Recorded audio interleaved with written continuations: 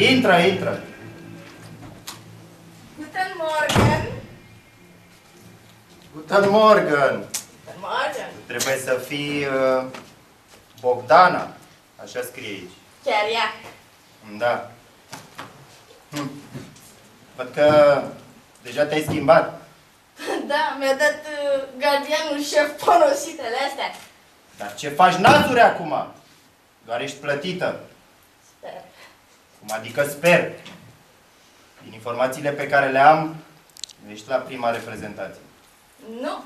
Am fost și la Iași pentru așa ceva. Iași? Ce e asta? Unde vine Iași? Iași? Acolo sus pe hartă, lângă ruși. Ruși? Ajunge! Și te-ai descurcat? De minune. A trebuit să dau de niște partizani români care vreau să pună o bombă la un tren nemțesc plin cu soldați. Și? S-a făcut treaba! M-am infiltrat printre ei și salutare bombe. Am fost plătită bine, dar și pilele mea în joc. Da. Apropo, acolo, la Berlin, nu aveți și voi nevoie de o ureche așa sau un cior? Avem nevoie aici? Azi? Gata, se face treaba. Good. Good. Good. Dar ai înțeles care e afacerea aici? Cum să nu? Intru la răcoare. Răcoare? Ce răcoare? Știți, la noi, așa se spune, pușcăria e pentru fraieri și răcoarea e pentru șmecheri. Răcoare? Și acolo mă dau lovită. Cum lovită? Vorba vine lovită, o inculpată, o trădătoare. Să aflu ce și cum.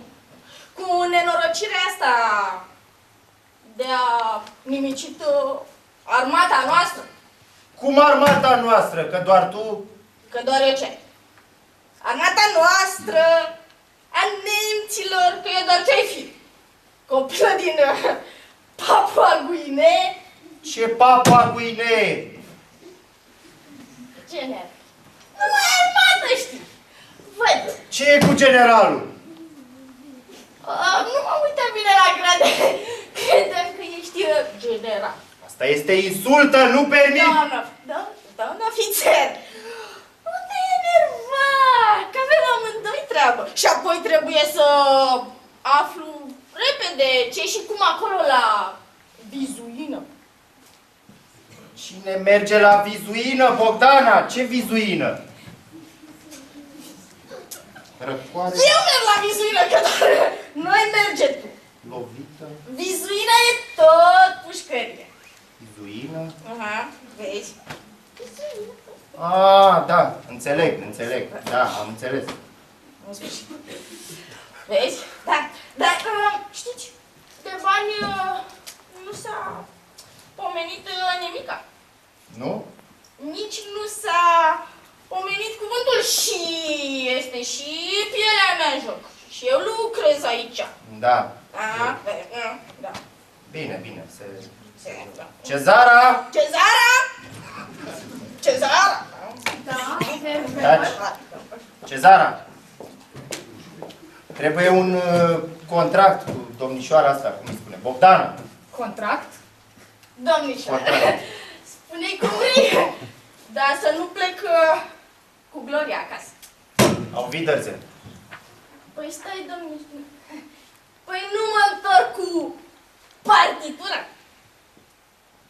Ce partitură, femeie! Cu ce partitură? Ce spun alea? La răcoare! Lasă! Văd! Bine, e bine. Hai, domnișoară, să Cine ne e treabă! persoana? Dă-i niște bani și să mai vină altă Dai dată. bani, da. Să mai vină? Auf Wiedersehen. Auf Wiedersehen.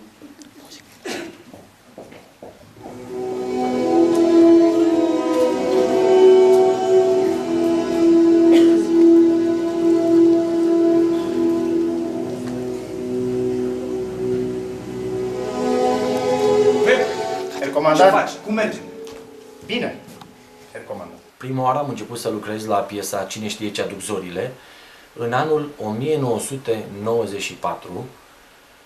A fost un subiect care m-a atras, mi-a plăcut foarte, foarte mult și am tot lucrat când am avut timp asupra lui. Vreau să vă spun că în urmă cu 2 ani de zile am realizat o dramatizare pentru teatru radiofonic care a fost bine primită și difuzată. După care, anul acesta, în 2013, împreună cu echipa de teatru din București, formată din studenți și absolvenți, am montat această piesă, Cine știe ce aduc zorile. Ea s-a jucat la București, s-a jucat la Ploiești, Suceava și invitațiile continuă să sosească. Vom mai juca și în această vară, într-o locație foarte frumoasă, tot adresată studenților. Iar tot în 2013, anul acesta, am avut bucuria să lansez a 7-a carte, Cine știe ce aduc zorile, carte care cuprinde 33 de istorii și povestiri inspirate din cazuri reale. Și vreau să vă spun că nu am dorit să ne oprim aici. După montarea pieselor, întâlnirea nu mai are loc, sărbători împlinite, Cine știe ce aduc zorile și mai sunt câteva. Am dorit să continuăm, chiar acum suntem în repetiții cu o altă piesă, intitulată Bani pentru toată lumea. Mai jucăm încă una, Aventuri la malul Dunării și, așa cum spuneam și ceva mai devreme, deschiderile sunt tot mai mari, ceea ce ne bucură și pe plan dramatic, dar și pe plan publicistic.